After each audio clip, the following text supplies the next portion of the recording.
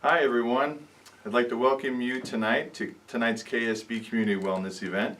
I'd like to thank Aaron Fox for helping put this event on as well. I'm Dr. Swanson along with Dr. Fontana from KSB Foot and Ankle, and tonight we have the privilege of having our presentation at Grace Johnson's Stonebridge Running Store. And so I'd like to welcome everybody here this evening. Tonight we'd like to talk about shoes. And so what are we going to cover? Well, what do we look for in a good supportive shoe? There is a 3-point shoe test that we will cover. I'll also go into some other things on what other aspects can you look for in a good shoe. And then a common question we get is, do we need to break in shoes? So we'll go into that a little bit further as well for you. So to start, I'll pass it to Dr. Fontana, and she'd like to go over the 3-point shoe test. Hi everyone, like Dr. Swanson said, my name is Dr. Fontana. I will go over the 3-point shoe test that we do to see if a shoe is a good supportive shoe. So I'm going to start with a less supportive shoe, and then I'll show you the test on a more supportive shoe also. So the first test we're going to do is try and bend the shoe in half this way, and really all you want is the shoe to bend right in here. So where you can see at the heel of the shoe is also bending, that's not exactly what you're looking for a more supportive shoe. The second test we do is trying to twist the shoe. So this one you can see that the shoe twists a lot when you bend it, and that's not really what you're looking for. You want it to be pretty stiff in that sole. The last test we're going to do is squeeze the heel together, and you don't want the two parts of the heel to touch. So I'll show you on a more supportive shoe. So again, if you try and bend it, this one really doesn't bend very much, but all you're getting is right here. The second test, when I try and twist this one, it doesn't twist nearly as much. And if I try to squeeze the heel, it doesn't come all the way together. So this one is a much more sturdy, supportive shoe. I will pass it back to Dr. Swanson, who will go over some more things to look at to see if a shoe is a good fit for you. Thanks, Dr. Fontana. Alright, so what else are you looking for in a good supportive shoe? Well, one thing is when you have the shoe on and you're standing, you want to make sure that there's a thumb's width between the tip of your toe and the tip of the shoe. That will ensure that you have enough room. Also, don't underestimate the width of the shoe. That is very important as well. You want to make sure that your foot is not splaying over the sole of the shoe when you're standing as well.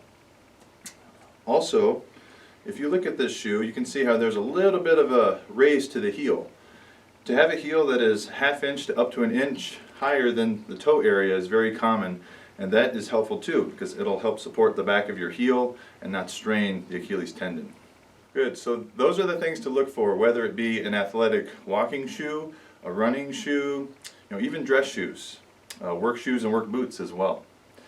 So now I'd like to hand it over to Grace Johnson, and she'll cover some more information for you. Thank you, Dr. Swanson. My name is Grace Johnson, and I'm the owner of Stonebridge Running. We are located downtown Dixon, directly across the street from the Town Square Center building. And we are here to help you with your various shoe needs. So even though we are technically a running store, the biggest thing that we see with our customers is wearing the proper shoes. And so we are here to help you with that. Our two biggies, if I just had to touch on a couple of things, is one, wearing the proper size like Dr. Swanson had talked about, and two, wearing old shoes. So first is that sizing. Most problems that we see from our customers is when they wear a shoe that's too small. As you move throughout the day and you move throughout activity, you swell, and if you don't leave space for the swelling process to happen, you can cause a lot of foot issues. So like he pointed out, you always want a thumb's worth of space in front of your toe to the front of the shoe when you're standing. More space is good as long as it's not sloppy, because you want to accommodate for any swelling that's going to happen throughout the course of the day. And you want a shoe that width-wise feels good, that you're not spilling over, and that fits you properly. Most people wear a shoe that is way too small, and that is hands down one of the big things that we look for people. You might think that you're one particular size at one point in your life, but that does change over time. And so even though there are items and tools to measure the foot, the biggest thing is getting into a shoe and making sure you have that proper space. So when you're in here, the things that we do check is that your toes are not touching the front and that your arch feels that it's supported but not pressured. That's really hands down the sizing, one of the most important things.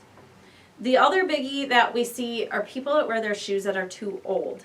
Shoes have a life cycle to them. They have a job that they do, and when they are not doing those jobs, it can cause a lot of problems.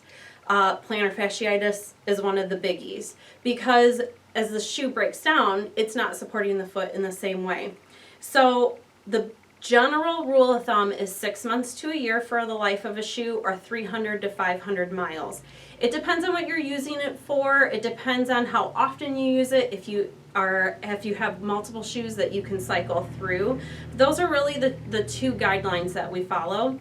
All shoes are created equal, so some people do track their mileage, some people do track their time that they use a shoe, but the biggest thing is paying attention to how the foot or to how the body feels.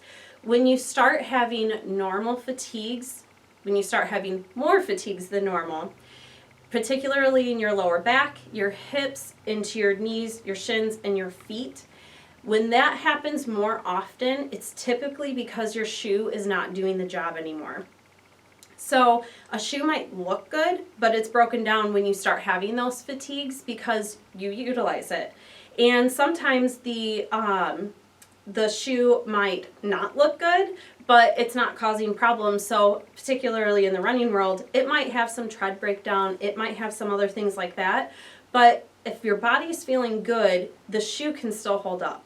All shoes do something different for the foot. All shoes have different quality levels. So really paying attention to the body is one of the biggies. When somebody comes in and they tell us that they've had a shoe for 5 years, oh, I've had this shoe for 5 years, I think it's time to replace it. That is definitely a red flag to us, that they've been in their shoe way too long, and a lot of the problems that they're having is because it's no longer doing its job. So again, the two biggies are wearing the proper size, making sure that you have space in front of your toes in particular, and then making sure that you're paying attention to the life cycle of your shoes. Whether you track them or you just pay attention to how the body feels, those are really the most important. Now, the question you've all been waiting for. Do we need to break in a shoe? Well, to be honest, Grace and I have talked about this, and we both feel the same way. We really shouldn't need to break in a shoe. It should feel comfortable from the start. Maybe a day or two to get used to it and a little soreness, but other than that, there really typically shouldn't be a break-in for a shoe that fits you correctly. Yes, I agree with them. Typically a brand new shoe, if it fits you properly, should only have a day or two of break-in time, and that's purely because it's brand new and it hasn't been utilized yet. Anything that takes longer than that means that your shoe most likely is too small and it does not fit you properly. Awesome. Thanks, Grace. Yeah, thank you. Yeah, thanks a bunch for having us in your store, too. Yeah, of That course. was very fun. Thank you. Well, good. Well, thanks again for everybody joining tonight. Once again, thanks to KSB Community Wellness for putting this event on. If you happen to have any questions for any of us, we're more than happy to answer those if you leave a comment or question below. And lastly, we hope that everybody has a fun and safe, happy holiday season. Thank you.